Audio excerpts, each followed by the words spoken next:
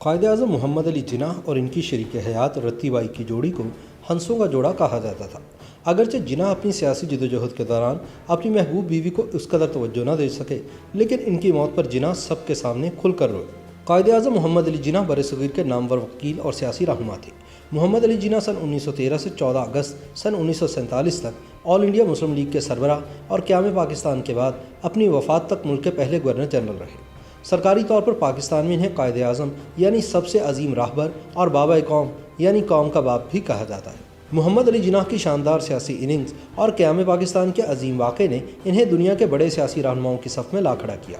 تاہم ان کی ذاتی زندگی شدید کرب اور اتار چڑھاؤ کا شکار رہی۔ جناح کی پہلی شادی ان کے والدین کی مرضی سے ہوئی تھی، لیکن شادی کے چند مہینوں بعد ہی ان کی اہلیہ وفات پا گئی، جس کے بعد جناح کی محبت کی شادی بھی ان کی سیاسی مصروفیات اور سسرال سے تنازع کی نظر ہو گئی۔ سکینہ عرف ایمی بائی محمد علی جناح کی چچا زاد اور ان کی پہلی بیوی تھی۔ ایمی بائی اور محمد علی جناح کی شادی فروری سن 1892 میں ہوئی۔ اس وقت ایمی کی عمر صرف 14 برس جبکہ جناح کی عمر 16 سال تھی۔ یہ شادی انتہائی سادگی سے انجام پائی۔ پہلے نکاح پڑھایا گیا اور پھر عام رسومات میں رخصتی ہوئی۔ بعض حلقوں کا ماننا ہے کہ جناح کے والدین نے صرف اس ڈر سے اپنے بیٹے کو کم عمری میں بیاہ دیا تھا کہ کہیں پردیس جا کر وہ کسی گوری کو دل نہ دے بیٹھے۔ بہرحال شادی کے چند مہینوں بعد نومبر سن 1982 میں جناح اعلیٰ تعلیم کی غرض سے برطانیہ منتقل ہو گئے۔ جن دنوں جناح قانون کی تعلیم کے لیے برطانیہ میں مقیم تھے، کراچی میں کرونا ٹائپ کی ایک متعدی وبا پھیل گئی، جس کی زد میں آ کر جناح کی نوعمر دلہن ایمی بائی اور والدہ شیریں عرف مٹھی بائی انتقال کر گئی۔ ایمی بائی سے جناح کی کوئی اولاد نہ تھی۔ یہ شاید ایمی بائی کی موت کا صدمہ ہی تھا کہ محمد علی جناح 25 برس تک دوبارہ شادی کرنے پر مائل نہ ہوئے۔ جب محمد علی جناح برطانیہ سے قانون کی تعلیم حاصل کرنے کے بعد ممبئی واپس آئے تو ملک کے بڑے اور نامور وکیلوں میں شمار ہونے لگے۔ ان کے کلائنٹس میں صاحب ثروت، سیاسی زوما اور ملک کے بڑے کاروباری لوگ بھی شامل تھے۔ سن 1916 میں ہندوستان کی معروف پارسی شخصیت سر ڈنشا پٹیٹ، جو کہ جناح کے کلائنٹ اور قریبی دوست بھی تھے، انہیں دارجلنگ میں اپنے ہاں گرمیوں کی چھٹیاں گزارنے کے لیے مدعو کیا۔ ڈنشا پٹیٹ ڈنشا مانگچی پٹیٹ کے بیٹے تھے، جنہوں نے برصغیر میں پہلی کاٹن ملز کی بنیاد رکھی تھی۔ پٹیٹ خاندان کپڑے کی صنعت میں بہت بڑا نام تھا اور ان کا شمار ممبئی کے امیر ترین گھرانوں میں ہوتا تھا۔ انہی دنوں 39 سالہ جناح اور ڈنشا پٹیٹ کی اکلوتی صاحبزادی 16 سالہ رتی بائی میں قربتیں اس قدر بڑھیں کہ دونوں نے شادی کا فیصلہ کر لیا۔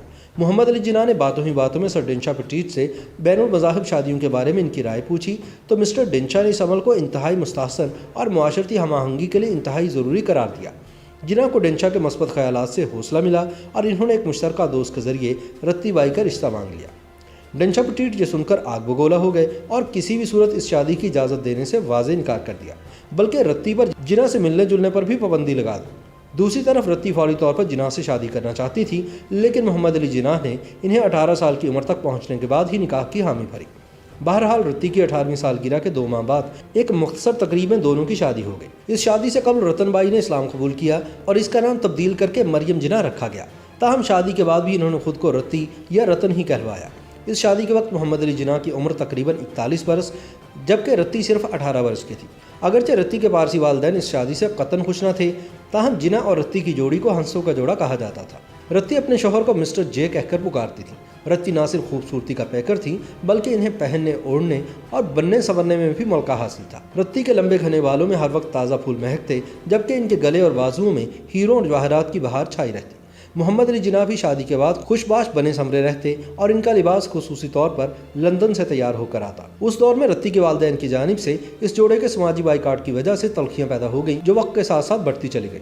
شادی کے اگلے ہی سال ان کی بیٹی دینا جناح پیدا ہوئی، لیکن سن 1922 کے بعد محمد علی جناح اپنی سیاسی سرگرمیوں میں اس قدر کھو گئے کہ رتی کو تنہائی کا احساس ہونے لگا۔ اس دور میں جناح کو لکھے جانے والے خطوط میں رتی نے اپنے جذبات اور تنہائی کے کرب کو واضح انداز میں بیان کیا ہے۔ تنہائی کی آگ میں ہر پل جلتی ہوئی رتی کو کینسر جیسے موذی مرض نے بھی آن گھیرا۔ وہ علاج کے لیے بھی تنہا فرانس گئیں اور بالآخر 20 فروری سن 1929 کو اپنی 29ویں سالگرہ کے دن انتقال کر گئے۔ تاریخ کے اوراق گواہ ہیں کہ اپنی محبوب بیوی کی موت پر جناح سب کے سامنے کھل کر روئے۔ دوسری بار جناح کو اس وقت انتہائی غمگین اور نمناک آنکھوں کے ساتھ دیکھا گیا جب قیام پاکستان کے بعد وہ آخری مرتبہ رتی کی قبر پر گئے۔ کہا جاتا ہے کہ جناح کی ساس نے اپنی بیٹی اور جناح کی شادی کو کبھی دل سے تسلیم نہ کیا تھا، اسی لیے انہوں نے اپنی نواسی کی شادی ان کی اجازت کے بغیر ایک پارسی نیول واڈیا سے کروا لی، جس کے بعد جناح نے اپنی بیٹی کو آگ کر دیا۔ تاہم بعض حلقوں کا اصرار ہے کہ باپ بیٹی میں خط و کتابت چلتی رہی۔ بہرحال دینا واڈیا کو پہلی بار محمد علی جناح کی وفات پر حکومت پاکستان کی جانب سے خصوصی طیارے کے ذریعے کراچی لایا گیا۔ وہ اپنے عظیم والد کی میت پر پھوٹ پھوٹ کر روتی رہیں۔ YouTube पर गूगली न्यूज देखने के लिए youtube.com की सर्च बार में गूगली न्यूज टीवी टाइप करें। गूगली न्यूज के पेज पर सुर्ख रंग के सब्सक्रिप्शन वाले बटन पर क्लिक करना ना भूलिए। YouTube पेज पर अपलोड होने वाली वीडियोस से बाखबर रहने के लिए बेल आइकन पर क्लिक कीजिए। आपको हर नई वीडियो के बारे में नोटिफिकेशन मौसूल हो जाएगा।